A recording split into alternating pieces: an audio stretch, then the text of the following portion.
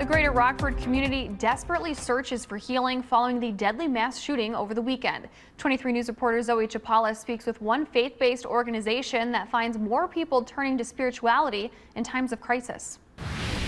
Get your hand up underneath you now!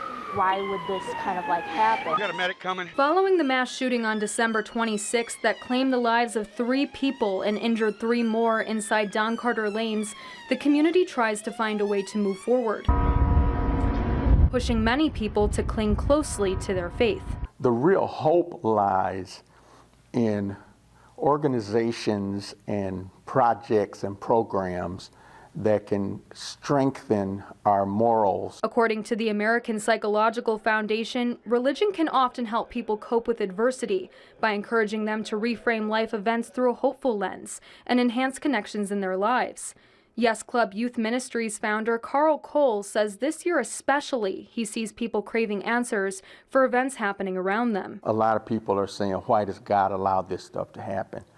But they're not thinking that some things happen as cause and effect. Yes Club Education Director DIANNA Cole says the good or bad choices you make will determine how you react to the events in your life and events in the world around you. We can make choices again to either be angry, be bitter, become hateful, do things that are horrible, or we can find out what's out there to help us to deal with our own emotions. In times of hardship, Yes Club Ministries encourages people to find inspiration and healing through their spirituality. We have to remember that God is love. Working for you in Rockford, Zoe Chipalla, 23 News.